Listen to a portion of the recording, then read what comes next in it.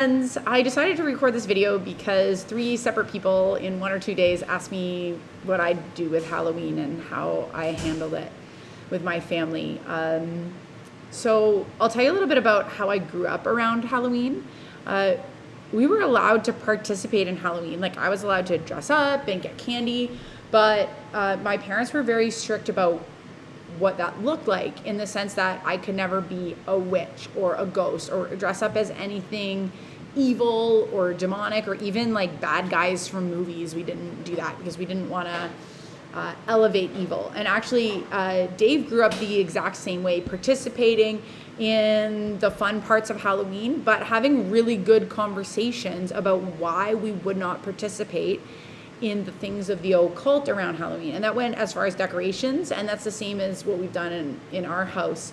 Like, I usually just put out a pumpkin. But if I was ever to do anything Halloween-y, how we do it, say, at junior youth, is pumpkins and spiders and bats, no ghosts, no witches, no anything that's of the occult. And I know for me as a kid, those were like the conversations where I kind of learned about evil spiritual beings, magic. Is it real? Is it okay? Is it bad? If you're not sure about all that, yes, there are really evil spiritual beings. No, ghosts are not real, in the sense that people do not come back and haunt you. People are not spiritual beings. And so we had all those kinds of conversations as a kid around Halloween, and now with my own kids. So for me and our family, in our context, I totally let my kids participate in Halloween, and we have great conversations about what they can and can't dress up as and why. And the biggest thing that we, both personally and at New Hope, and as you know, we do junior youth and other things at New Hope, is that we want to leverage culture. Just like we're going to use the traditions around Santa Claus to help have conversations with our Faith 5 and our kids about Jesus. And what other time of year do your neighbors open their house to you, where you can knock on their door and meet them and say hi and be friendly? It's such an easy time of the year to maybe get to know your neighbors physically by you that you don't really know. Maybe they have kids. Maybe you say, hey, let's go out trick-or-treating together. So I would just encourage anyone to think of, like, how can they use the tradition of Halloween to A, reach out to their Faith 5, and B, have really good conversations with your kids. And for some of you in different situations, that might mean, for whatever reason, not participating in Halloween at all. I would say it's something you have to ask God about and listen, and then pray about how He would have you use this cultural occurrence, whether that's by participating it in a certain way without, celebrating the occult or doing any of those things, and thus providing good conversations with your children, whether it's by, maybe not doing that and then having conversations with your children.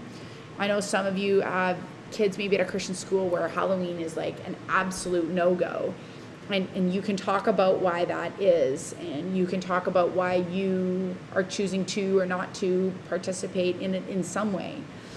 So I think as long as we're using it as an opportunity to teach discernment to our children and an opportunity to be on mission, not as an opportunity for an excuse to celebrate things we know we shouldn't celebrate or do things we know we shouldn't do, then I think this is a wise as serpents, innocent as doves situation. So that's how I've processed it, and I guess I just encourage you to ask, listen, and then obey what Jesus is calling you and your family, specifically in your specific situation, to do. I will add one more thing. Some people might be from different parts of the world where the occult is very much more an active piece of their community, and they might be making totally different decisions. And so that's why I think you have to ask, listen, and obey. And happy to chat about any of this. Sorry, one last thought.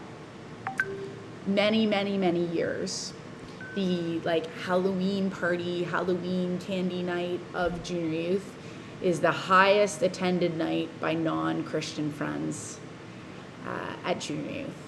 And so to me, it's always an affirmation of, we're going to keep using it as a way to share the gospel and share the truth of the true hope and light, and that good has already triumphed over evil. So we don't even have to fear death. And anyway, happy to chat more. Hope this is somewhat helpful, and sorry it's so rambly. It was a one-take deal. Okay, bye.